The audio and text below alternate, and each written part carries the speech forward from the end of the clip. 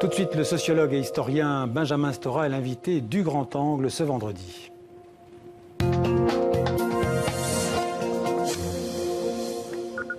Bonjour Benjamin Stora. Bonjour. C'est un plaisir de vous accueillir dans le 64 minutes. Vous êtes donc historien, l'auteur d'une quarantaine de livres.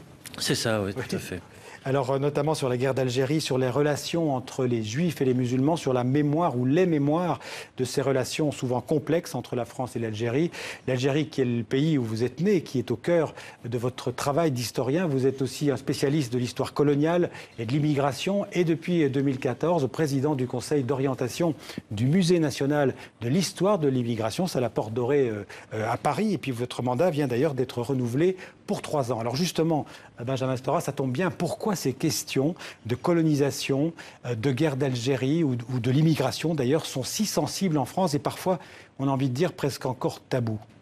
Parce que l'histoire de France s'est construite sur un modèle qui est celui d'une république centralisée, d'une république qu'on pourrait qualifier de jacobine et qui ne laisse que très peu de place à l'histoire des minorités ou à des histoires différentes ou des histoires singulières, de sorte que le modèle politique fait beaucoup plus confiance à une sorte d'homogénéité culturelle politique qu'à celle, disons, d'une diversité singulière. C'est pour cela que, pendant très longtemps, notamment au niveau des manuels scolaires, on n'a pas ou peu enseigné l'histoire des immigrations comme une histoire qui a construit aussi et qui a fabriqué ce qu'on a appelé l'identité française. Pour l'historien justement que vous êtes, la France, on peut le dire, a parfois des difficultés à regarder son histoire et à assumer son histoire en face. Oui, bien sûr, mais ça, c'est le propre aussi de beaucoup de nations, parce que dans les grandes nations, dans leur histoire, il y a toujours des zones d'ombre, il y a toujours des choses difficiles, douloureuses, des blessures qui sont très difficiles à refermer. Dans le cas de la France, on le sait, il y a eu des grands traumatismes, des grandes difficultés. La France a essayé de les affronter, de les régler, de les assumer, mais pour ce qui concerne plus particulièrement, récemment, l'histoire de l'immigration, l'histoire de la colonisation, voire même l'histoire de l'esclavage, il y a eu effectivement des retards qui ont été pris, notamment dans l'enseignement, dans les décisions politiques, dans les discours, dans les commémorations mémorielles. Et ce retard, progressivement, a été comblé depuis une vingtaine d'années environ. Or, la France est un pays d'immigration. La France, elle doit beaucoup à ses immigrés, ceux d'hier et ceux d'aujourd'hui. Oui, et l'histoire de l'immigration dit beaucoup en concentré de l'histoire française. La baisse démographique, la Première Guerre mondiale avec l'apport des soldats coloniaux, les reconstructions avec l'apport des main-d'œuvre comme celles venant d'Europe centrale, la Pologne bien sûr, puis ensuite les tragédies comme l'arrivée des républicains espagnols, les antifascistes italiens, puis la reconstruction de la Seconde Guerre mondiale, puis ensuite la période des 30 glorieuses. Et là, à chaque fois, bien sûr, on a fait appel à des immigrés qui sont venus reconstruire la France, et cette histoire de l'immigration participe bien entendu de l'histoire française, même si on ne peut pas réduire bien sûr l'ensemble de l'histoire française à l'histoire de l'immigration. Donc c'est une histoire très importante. Et puis il y a la décolonisation qui fait partie de l'histoire française. La France est un grand empire colonial et à la suite de la décolonisation, eh bien se sont succédés aussi des vagues d'histoire post-coloniale. Quand vous entendez certains qui revendiquent les racines chrétiennes de la France, qu'est-ce que ça fait réagir en vous? Bah ça, c'est tout moi, je pense ça normal. C'est pas le problème. Le problème, c'est pas de soustraire ou bien d'avoir une conception fermée ou exclusiviste de l'histoire. Je crois que l'histoire est beaucoup plus large. Il faut l'élargir. Il y a les racines chrétiennes de la France. Personne ne va nier cela, je crois. Mais il faut élargir le propos.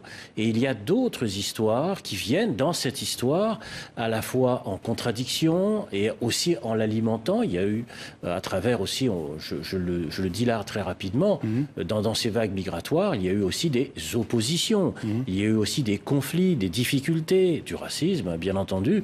On se souvient du pogrom des Italiens à Aigues-Mortes. Nous avons fait une exposition en ce moment qui se termine au musée de l'immigration sur la grande immigration italienne, qui rappelle ces épisodes très douloureux, très difficiles, comme aussi, par exemple, la grande répression des immigrés algériens en France en octobre 1961. C'est-à-dire qu'on peut comme ça prendre des exemples de difficultés, mais aussi il y a les grandes traditions françaises de l'hospitalité française. Naturellement, l'accueil des réfugiés espagnols s'est fait douloureusement, mais elle s'est faite. Et puis, la France, terre d'asile. La France est aussi une terre d'asile. Elle l'a un peu oubliée aujourd'hui.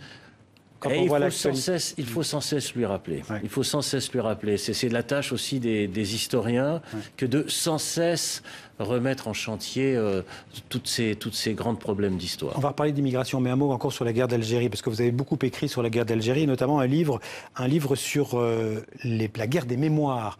Alors, à propos de cette guerre d'Algérie, on a envie de dire que les Français et que les Algériens ont des mémoires différentes, c'est assez normal. Oui, c'est normal, mais il y a aussi des mémoires différentes à l'intérieur des nations, des grandes nations constituées, françaises et algériennes, qui continuent de se regarder en face, de s'opposer, de se croiser aussi, de s'aimer et puis de se déchirer. Ouais. C'est-à-dire que les séparations de mémoire, elles ne se font pas simplement entre la France et l'Algérie, encore que, bien sûr, il y a eu une guerre, mais la difficulté vient du fait que les mémoires se fracturent, y compris à l'intérieur, disons, des deux nations, puisqu'il y a beaucoup d'Européens d'Algérie qui vivent en France, qui vivent avec une certaine mémoire de l'Algérie et qui s'opposent à la mémoire de ceux qui étaient pour l'indépendance, par exemple, de l'Algérie. Donc vous voyez que les fractures ont du mal à se résorber. En février 2017, celui qui allait devenir le président Macron, Emmanuel Macron, avait parlé de crimes contre l'humanité en évoquant la colonisation. C'est une déclaration qu'il avait faite à Alger. Est-ce qu'il a eu raison ? Moi, je pense que les présidents précédents avaient déjà ouvert la voie. Le discours de Nicolas Sarkozy à Constantine, peu connu, ou le discours de François Hollande à Alger en décembre 2014, avait déjà condamné le système colonial. C'est une étape en plus. Il y a eu un pas supplémentaire qui a été fait, effectivement, dans l'éclaircissement et dans le fait d'essayer, dans le fond, en nommant les choses, peut-être de les dépasser et pour arriver à d'autres situations qui sont, à mon sens, des situations beaucoup plus importantes et intéressantes, qui sont celles de la coopération, qui sont celles, disons, des défis, des grands défis qui se posent en Méditerranée aujourd'hui. Et l'Algérie joue un très grand rôle dans ces défis-là, avec la question du terrorisme, bien sûr. Et donc, essayer, je dis bien, de régler ces questions historiques mémorielles pour essayer d'affronter les défis du XXIe siècle. Et justement, sur ces questions mémorielles, que ce soit concernant l'immigration ou la guerre d'Algérie, est-ce qu'il n'est pas temps que les politiques laissent la parole aux historiens, que c'est aujourd'hui le temps de l'histoire, au-delà de toutes les controverses? Oui, bien sûr, mais je crois que les politiques, je pense par exemple à Jacques Chirac, ont laissé leur place aux historiens, se sont appuyés sur les travaux des historiens. Je pense à Jacques Chirac quand il a fait son grand discours pour le Veldiv, par exemple, en 1995, ou bien la loi sur l'esclavage.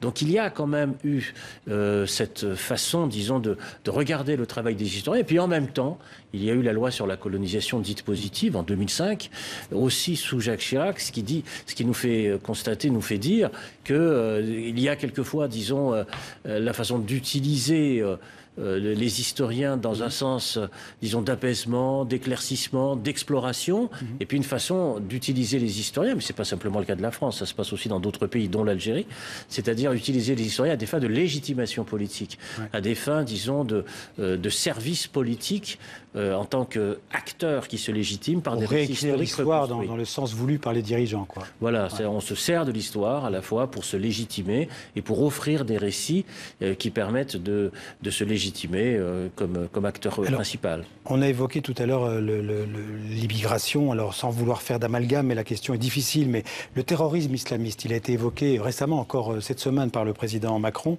Est-ce qu'il a quelque chose à voir avec ce passé de la France, avec les conséquences de la colonisation? Par exemple, le politologue Olivier Roy dit qu'il y a une islamisation du rejet, une islamisation de la radicalité. Est-ce que vous êtes d'accord avec ça? Il y a un vieux passif, dans les rapports, disons, entre la France et les pays du Sud et les pays méditerranéens et les pays musulmans au sens large, dans la gestion, par exemple, de l'islam comme une grande religion. On ne peut pas gérer, disons, une religion uniquement par en haut vers le bas. Il y a aussi, en donnant à chaque fois des feuilles de route pour essayer de savoir quel va être le sens pris par la communauté musulmane, en l'occurrence. Il faut aussi entendre les choses qui arrivent par en bas, c'est-à-dire le fait qu'il y a des revendications nouvelles venant des générations nouvelles qui aspirent à des pratiques différentes, qui aspirent à exister dans l'espace politique et citoyen.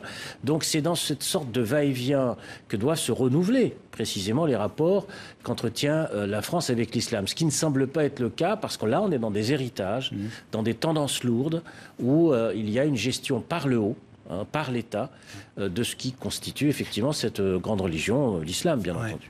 Souvent, les optimistes parlent, on peut les qualifier d'optimistes, en tout cas du vivre ensemble en France. Est-ce que, dans une société plurielle, est-ce que ça vous semble toujours possible ? Je crois qu'on n'a pas le choix. Le problème du vivre ensemble n'est pas simplement un mot d'ordre, n'est pas simplement un slogan. C'est une réalité de fait. Aujourd'hui, la France, qu'on le veuille ou non, vit dans un espace multiculturel. On peut le regretter, le déplorer, dire c'était mieux avant, etc. Mais dire cela ne règle rien. Le problème, c'est que nous sommes dans une société multiculturelle où il y a effectivement des personnes, des individus, des communautés qui veulent rester fidèles à des histoires anciennes tout en proclamant leur loyauté à la République française. Et ça, c'est tout à fait nouveau.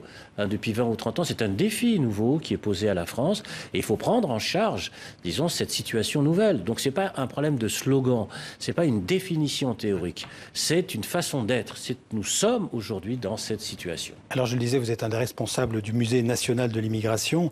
L'évolution même du nom de ce musée est intéressante parce qu'il s'est d'abord appelé Musée des colonies, puis de la France d'outre-mer, ensuite des arts africains et océaniens, et enfin Musée de l'immigration. Ça montre la difficulté de regarder son histoire, en tout cas. Et il s'est appelé entre-temps Cité nationale de l'histoire de l'immigration, parce que le lieu était à la fois, disons, un lieu de préservation de mémoire, mais aussi un lieu d'intervention citoyenne. Il y avait ce double aspect dans la fabrication, constitution de cet espace nouveau, c'est-à-dire de vouloir à la fois assumer cette histoire ancienne coloniale et la dépasser par l'engagement citoyen. Et aujourd'hui, quel est le rôle de ce musée? Quelle est votre mission? C'est cela, c'est d'être au confluent précisément de la préservation d'un patrimoine, d'une mémoire qui a fabriqué une sorte d'identité française et en même temps de proposer toute une série de réflexions sur, oui, le vivre ensemble, la question de l'antiracisme, le problème de la citoyenneté, le problème des rapports aux migrations et aussi le défi lancé par la question des réfugiés en Europe, puisque nous allons organiser, notamment en octobre et novembre, toute une série d'événements autour de la question des réfugiés. Merci Benjamin Stora. Je rappelle donc ce musée national de l'histoire de l'immigration, c'est à la Porte Dorée à Paris. Merci d'être venu sur le plateau du 64 minutes.